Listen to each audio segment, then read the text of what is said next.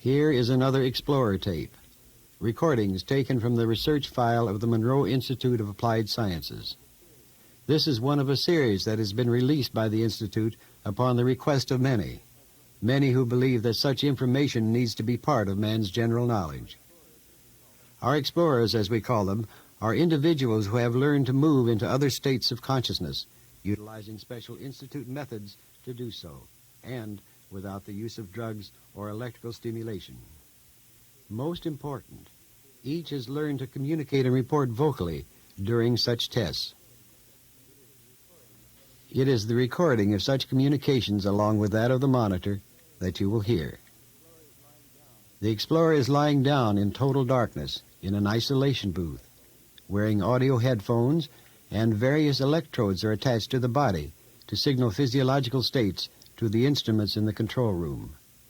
A microphone picks up the voice for recording. In this case, our explorer is ROMC. She has reached a familiar state of awareness where her reporting may or may not be totally her own. Here it is. The creation story.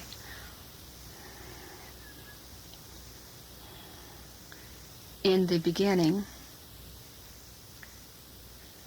the Creator created, and there was creation.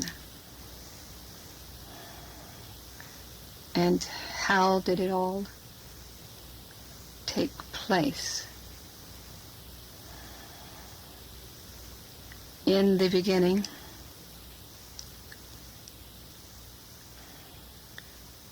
God sneezed, and the molecules of the breath of God became material universes. And God breathed a deep sigh, and when God breathed in, the material universes, the breath of God, the breath of the creation, dissolved back into its original source, the end.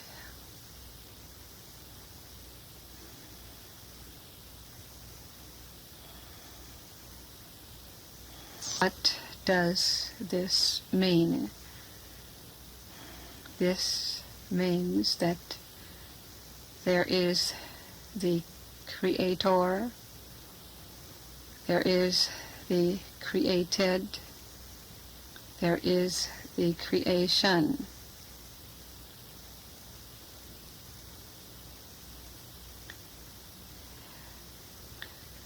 The Creator is the created and the creation.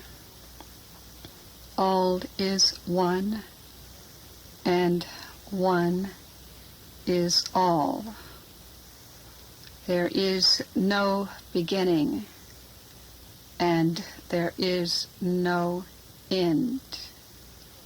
The created can only perceive the beginning and the end until the created becomes the creator and realizes the nature of its very essence, and the created, knowing that it is the creator, and the created knows that there is no beginning and is no end.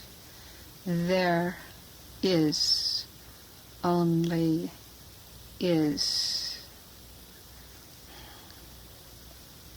The very breath of God, the original energy, is and always will be.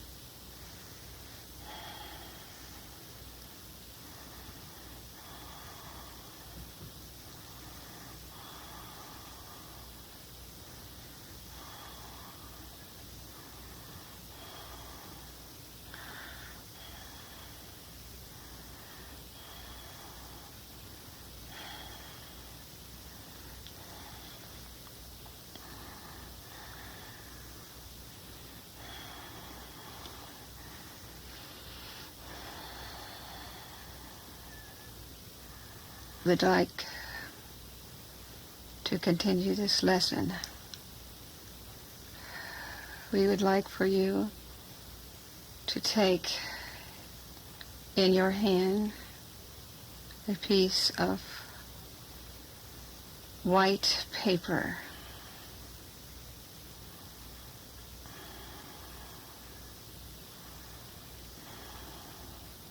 We will wait until you have this in your hand.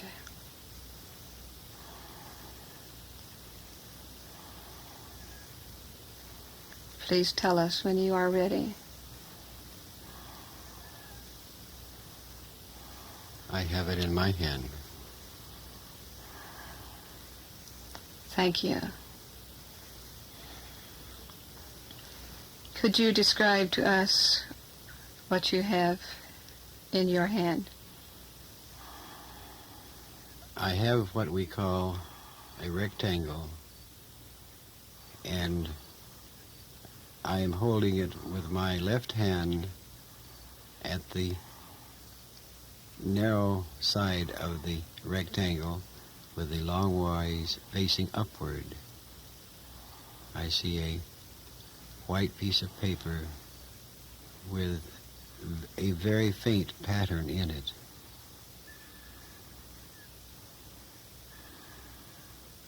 And now turn the paper over and describe the other side.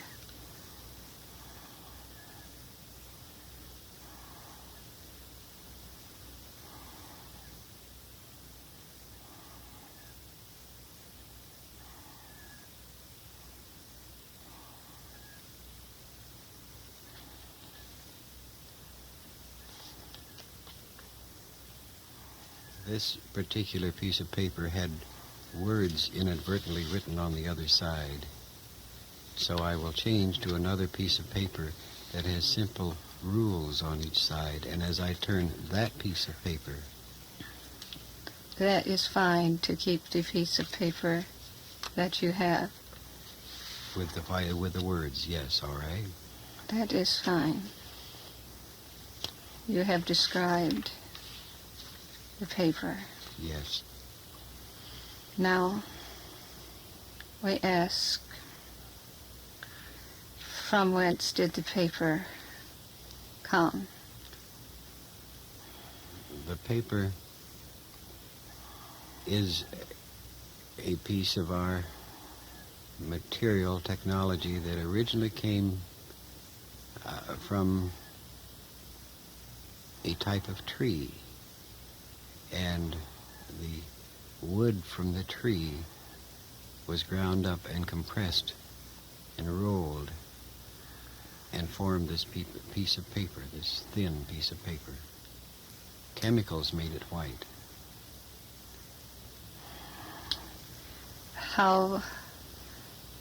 Who created the tree? The tree was formed by growing from a seedling in a nutritious environment of earth, soil, earth, air, and atmosphere, from which it drew nutrients, from which it was able to grow into a tree.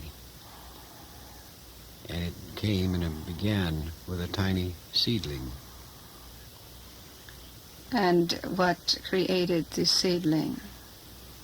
The seedling came and fell from another tree like the tree that created this.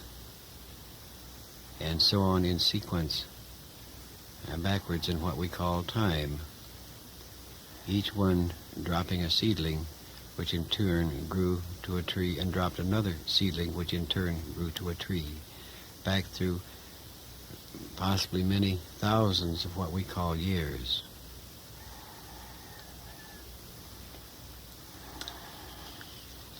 And the lines drawn, the forms upon the paper, who created this? The lines on the paper of work. On the second side that were drawn. On the second side, the lines of words were created by a machine, which in turn placed the words on the paper, and the machine was operated by some human fingers, which in turn were operated by a human mind. And the words came from that human mind. And what created the human and the human mind? This is where we begin to ask the question, what did create the human mind?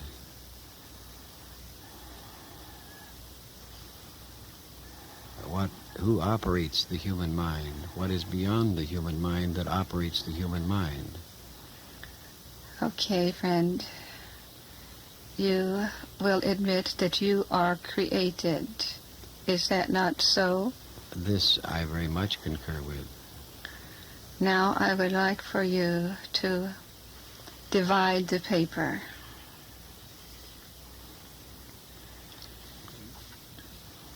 However I so desire to divide it, is that it? Divide it into... By cutting it. However you decide to divide it, but divide it into two forms. Two forms, all right.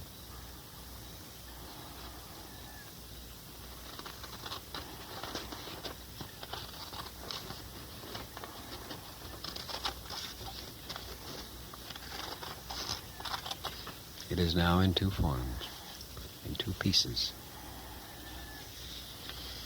Hold one in one hand and one in the other. Yes, I have this in one hand and one in the other. And what have you done? I have divided the paper into two pieces, and it is now separate and apart, physically, that is. And would you say that you have created two pieces of paper? No, I would not say that I have created two pieces of paper. They may well be two separate pieces, but they are, to me, still two parts of a single piece of paper.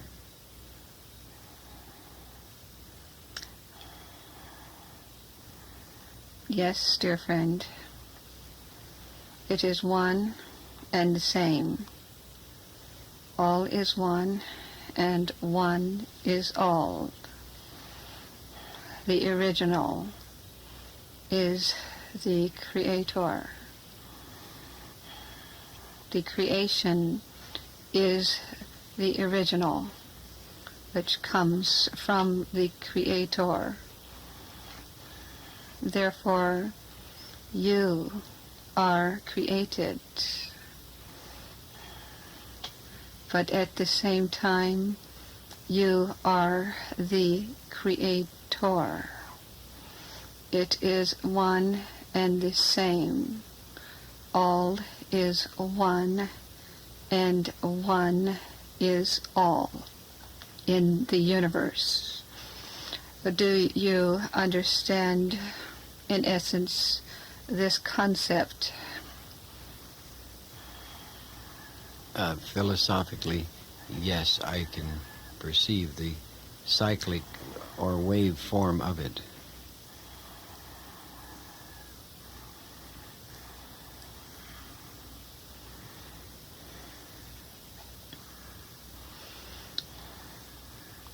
Now, dear friend, take one sheet of paper and put it behind you, out of your view.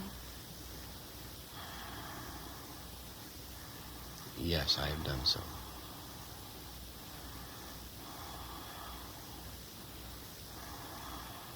Now describe what you see.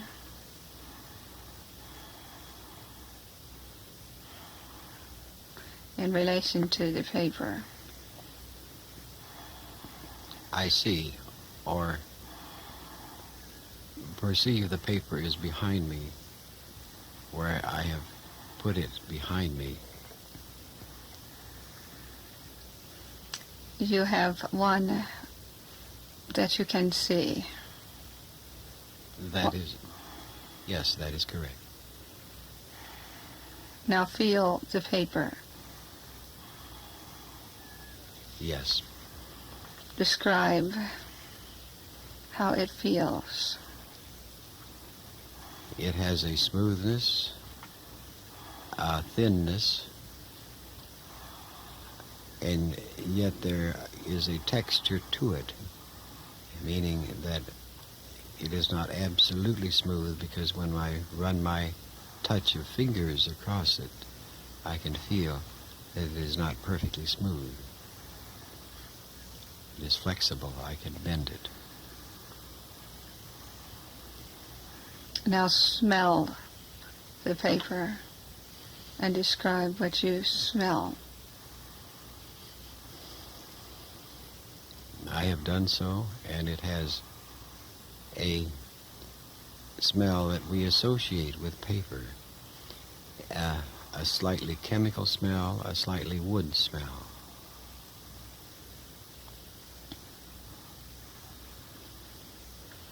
Now listen to the paper, and what can you hear?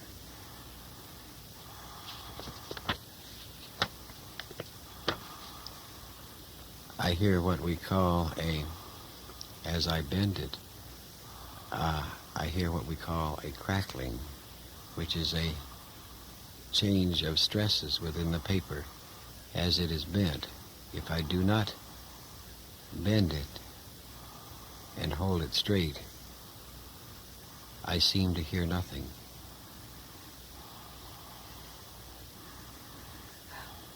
Make it so that you can hear.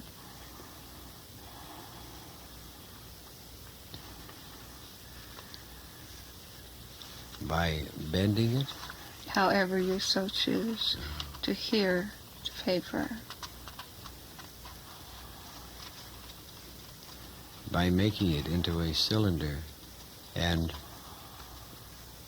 moving one edge of the overlap of the cylinder against the other, I get what is a hollow sound that is somewhat peculiar to paper, which is much like this sound.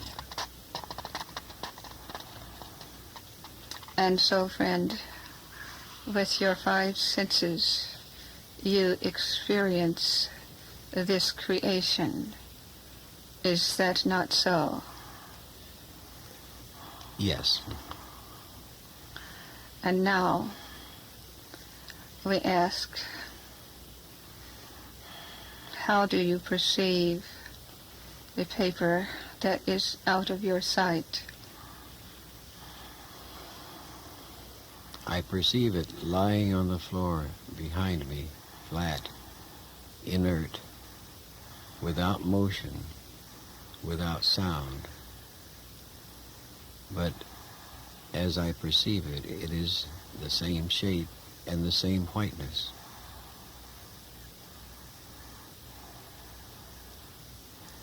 You perceive this with the five senses? I perceive this within my mind as I direct my mind to perceive it. It creates the picture of this paper lying on the floor behind me out of my physical vision. And you know that the paper is there. That is correct. You know, but you cannot perceive with the five senses. Yes. Therefore, through the mind, there is that knowing level. Is that not so? Yes, that is true.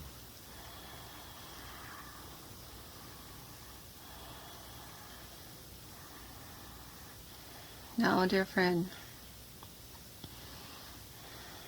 you experience the creation through the five senses.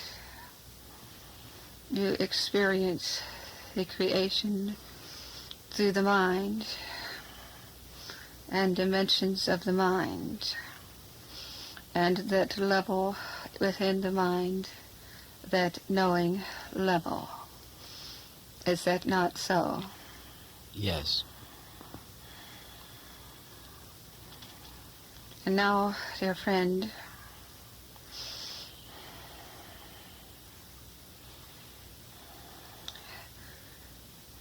from whence was the Monroe Institute created? Where did it originate? This is the only place that I know of that it originated is from the same source of my own mind. Yes, then you are the creator. Is that not so? I am not sure that I am the total creator in this respect. Of the original concept.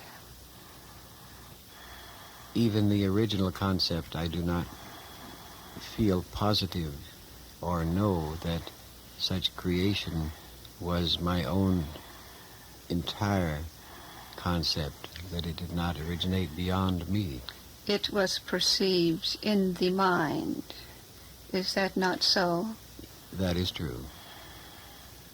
And therefore, that was stage one of the creation. Even though, as you say, there are many dimensions in the process of the creation. Yes. And therefore, now, that which can be seen, felt, touched, smelled, and experienced is in a second stage, a physical stage, within your universe, outside of the self. Is that not so? Yes, that is so. Therefore, there is the creation from the mind, and there is the created. You, or the original creator in the mind, and you created the institute. Therefore, again, there is the creator and the created. Is that not so? Yes, that is true.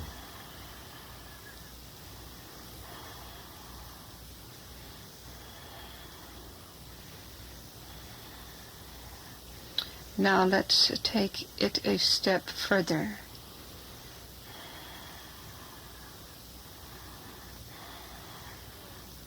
You were created. How do you know that you are created? If I follow the method by which we are trained, I exist. I am here. I am here physically. I think, I act, I perform. Ergo, I exist. I am. I either created myself or I was created.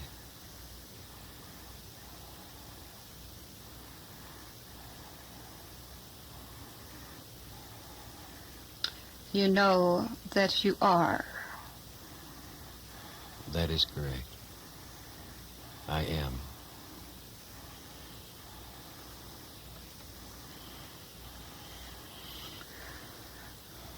You then are the created, the second stage of the creation. You came from an original source. Is that not so? If I use the consciousness of this time-space, I must presume that the consciousness of the average human does not know this. He may believe this, but he does not know it. What will happen to your creation, that which is your physical being?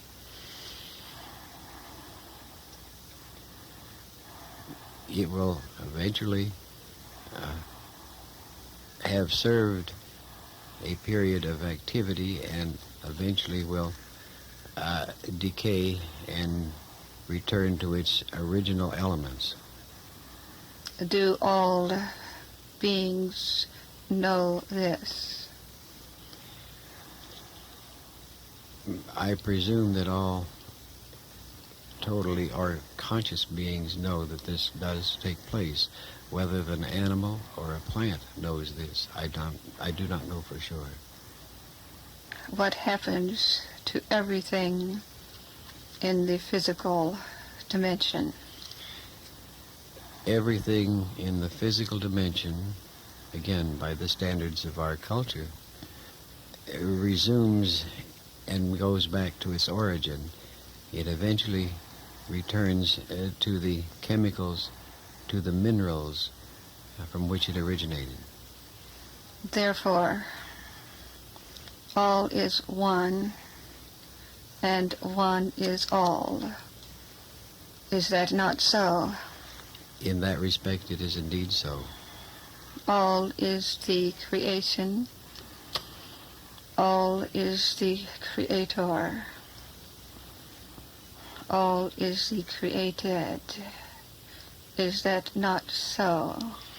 In terms of physical matter, the cycle has been well observed, that which is created eventually returns to the source or state from which it was created. And what is the beginning and what is the end? The beginning is where some pattern is set, and that pattern assembles various minerals, elements, and organizes them into some form or structure. That structure grows, expands, and in physical life, animisms reproduces and then of itself returns to its source. And that is the end? That is the end of that particular mechanism in terms of a structure. Sorry to interrupt, but we are near the end of this side of the cassette. So turn it over and we will continue on the other side.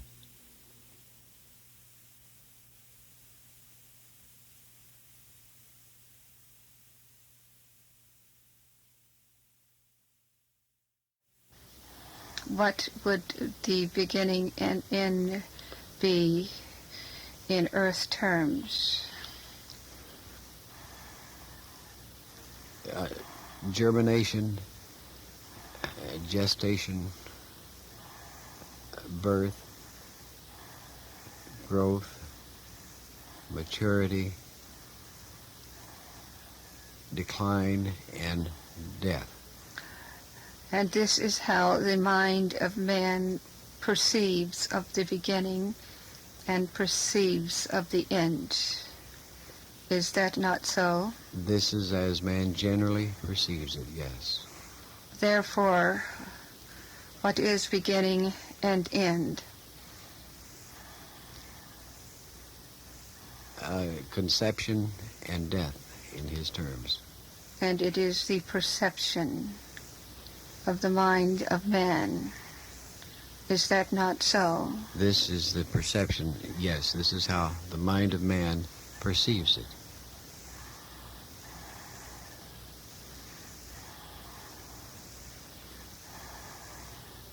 Therefore, beginning and end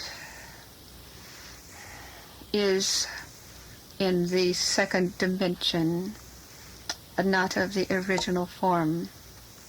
It is a perception by man, and therefore a creation. The beginning and the end is a creation of the mind of man. Is that not so? This, yes, is true based upon his observation of the natural events that take place in time-space in the earth plane as he sees them and perceives them with his five senses. Therefore, there is a beginning and end in the perception in man's mind. Is that not so? That is so, yes. Therefore, there is no beginning and no end. Is that not so? In terms of man's perception, he sees a beginning and end, but in the mind itself, we have another question.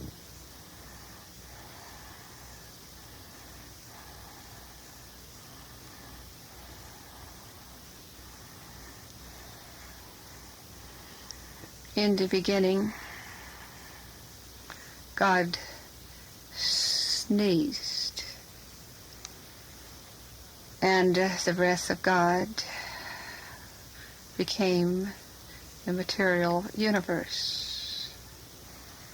In the end, God breathed a sigh, and when God breathed in, that which was returned to its source, and that which was is, and that which was is one and all in the same.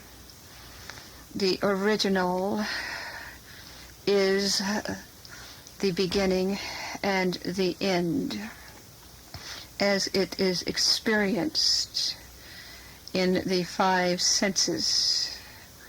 The original is the creation as man knows it through his mind and through his experience. The beginning and the end is one and the same as the original.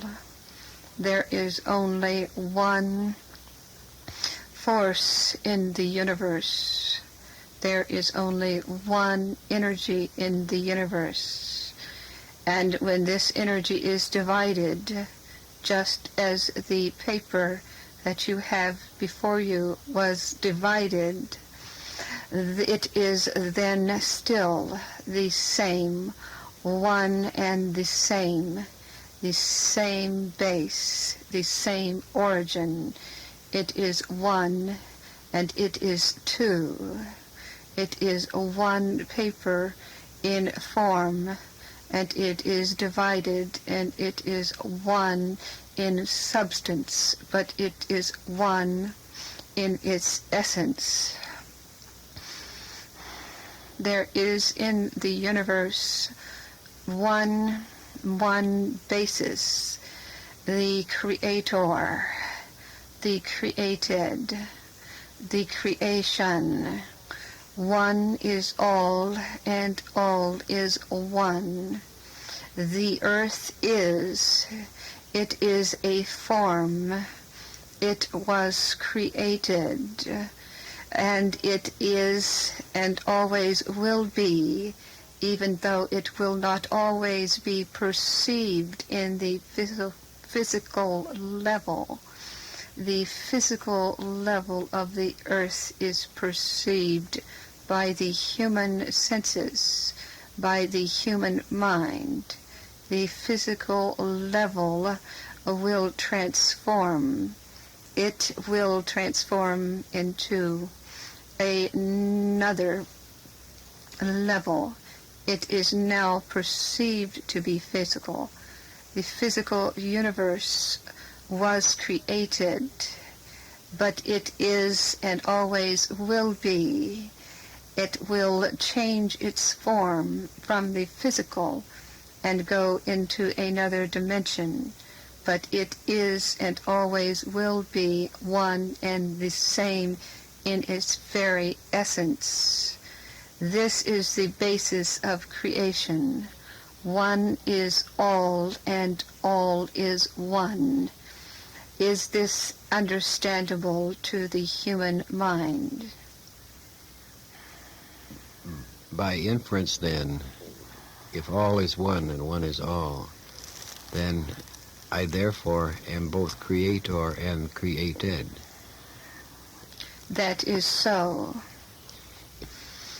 If this is so, then I therefore am a part of the creator of all there is, if all is one and one is all. That is so. And if this be so, therefore I, as a creator, I may, upon my own discretion or desire, create however I so desire. Is this true? You have the abilities to create as you are the creator. The choice is there.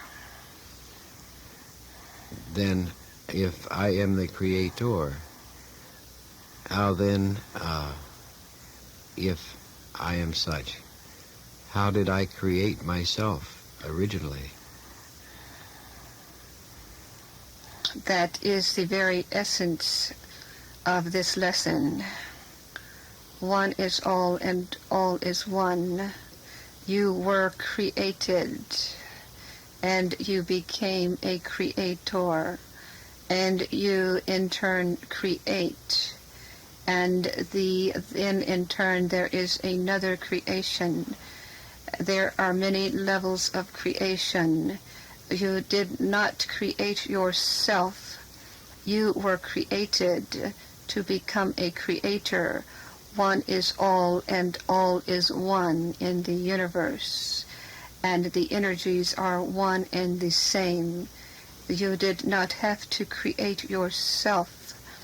You were created in the image of the original creator, and you become a creator. You become created. You become the creation, and you go back into the original creator. There is an unbroken circle. One is all and all is one. It is not a process whereby you create yourself. You become created, but with the same creative processes that are in the very essence of the creation and the created, you become the creator. Is this then understood? I follow it with one form of my consciousness and say, therefore, that if I am and was created by the original creator, then who was the original creator? There is only one energy in the universe. One is all and all is one. It is an energy not understandable to the minds of men. Man creates a creator in human form. Man creates his creator in his image. We create our creator, but we are created by a creator. Therefore, the creator is not the creation of our image, because our image of the creator limits the creator. We limit ourselves, and therefore we also limit our concepts of the creator. There are no limitations on the Creator. The limitations of the universe are only those that we put up on it. We create the Creator in our mind, and it is not possible to create the Creator. We limit the Creator, and there are no limitations on the original source. Do you understand this concept? Yes, I can perceive this. Yes, and I can perceive that there cannot be such limitations that a created can place upon any creator, and the impossibility of the created to properly conceptualize his creator. Is there any way that he can increase his ability to perceive the creator, the created? Can he any way increase his perception of that creator? When the Creator, you, the Creator, understand the limitlessness of your nature, you understand the limitlessness of creation. All the limits that the Creator in the physical level has are the limits that are put up on themselves. The limits are put there through the physical nature of the five senses and the mind. And when you, the created, and the Creator understand the limitlessness of your nature, the level that goes beyond that which you can smell, feel, touch, hear, and see, that level whereby you know that the paper is behind you. First, that you put that paper behind you. You know that it is behind you, even though you cannot see that paper. It is a knowing level. And when the human goes beyond the levels, the limitations of the mind, the limitations of the five senses, and lives in the knowing level, the levels of its inner dimensions, it is then that the human creator begins to perceive the universe in a different way, in the timeless level. When you perceive in the time level, you perceive that there is a beginning and you perceive that there is an end. But when you live in that knowing level of your nature, you perceive in a different form. You perceive in levels where you know, and you experience in different levels of knowing that you are, that you always were, and that you always will be. And therefore you are one and the same. One is all and all is one. And this is the essence of the creation story as we are teaching it to you.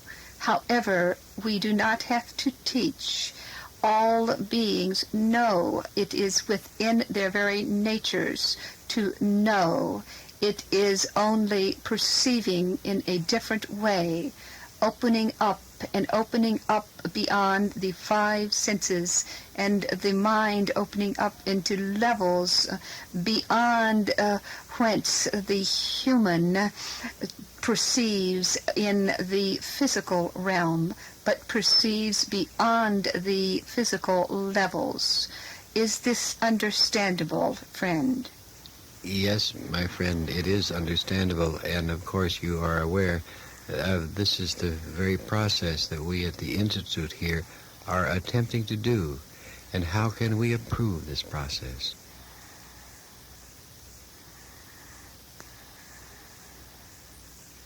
You, dear friend, are the creator.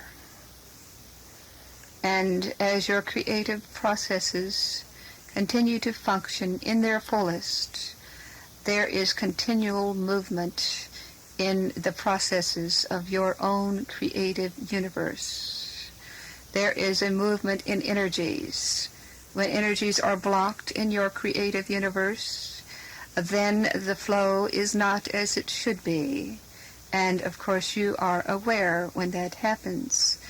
When your own creative universe is creating at its highest level, you perceive and you receive continual inspiration as to what and how and where the creative process will go in your institute. And as you open up into your higher knowing level, you will listen not only to your own attunement, but to that of the knowing levels of others. You are doing as you should be doing, following your own creative process, and you must continue to follow this creative process. As you ask for improvement, how can we improve? Listen to that inner attunement, that inner level of creativity which continually flows and is in a continual movement. There is only energy in the universe, and as the energy is operating and functioning at its highest level and density, there will always be profound creativity taking place within your mind and within your soul. Creativity is the very essence of the human being, the human creator. You are the creator. The great excitement of being a creator is that there is creativity taking place. There is nothing that is stagnant within your universe if you will not allow it to be stagnant. Each soul must see and experience life as a creative process, as an excitement of continual understanding and knowing and growing and creating. And it is important that each individual, each universe, each creator, each who is the creator and the creative goes with their own flow. Each being is a universe in itself, a creator, a created and a creative being, and it is very important for each individual universe to follow the very essence of its own flow. This is very important in the whole creative process within the universe, that each soul gets in touch with the very base of its own creativity. You do not follow the creative level of another being. Your creativity comes from the very essence of your own being. You can receive inspiration. You can receive knowledge from others, from creativity that you see taking place around you. But you must experience your own nature, your own creative nature of being and growing and becoming. Being and becoming is the very essence of the nature of man, to be that which you really are. You are the created and you are the creator, one and the same in the timeless universe. Yes. Our question, our problem is how to convey this to others so that they can understand it. And this is our greatest problem. It is not a problem because you are working on the solution. As you bring others into the inner depth of their being, which is very important in the process which you have helped to create, you help others to go within their inner universe to get in touch with their own creative levels. Therefore, it is not a problem in that you are bringing a solution to many and helping others to open up into their own level. Therefore, know that your creativity is helping the creativity of others just by helping others to go within in different forms to get in touch with levels of their own being. We will keep trying then. It's the best statement I can make at this moment. And I thank you for reinforcing the base from which we try to be.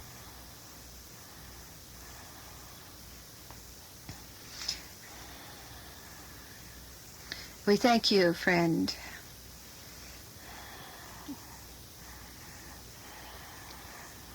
The one final question is how far we can take this creativity. Can we use this creativity in this final question to manipulate matter as we know it? There are no limitations in the universe. The creativity level is also a timeless level. If you ask this question of your own being, you will receive an answer. Very good.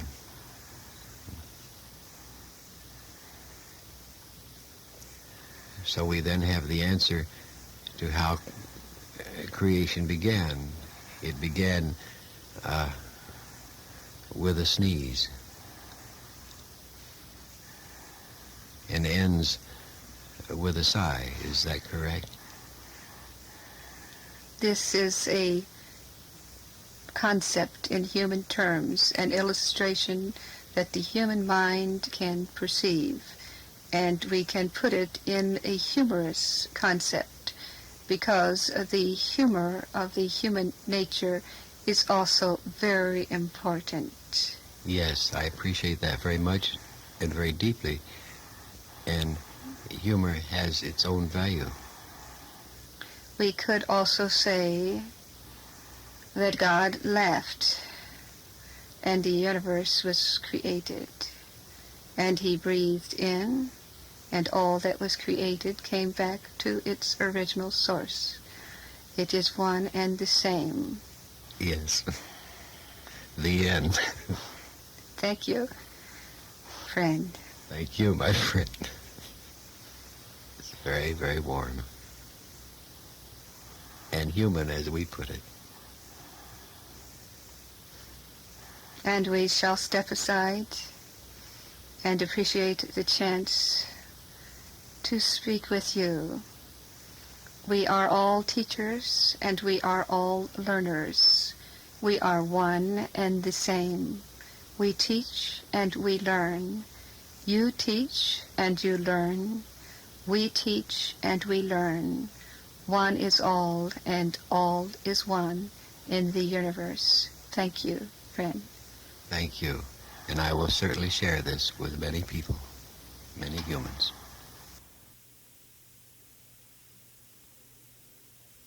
Well, there you have it. One way to begin an understanding of creation and the creative process. Perhaps you can try it on for yourself now. We offer this without particular comment, but do hope you have a few comments of your own. If you do, we'd like to hear from you. Until then, this is Robert Monroe saying, there never seems to be one answer to anything, and that may be good. How else would we have a choice? See you around, I hope.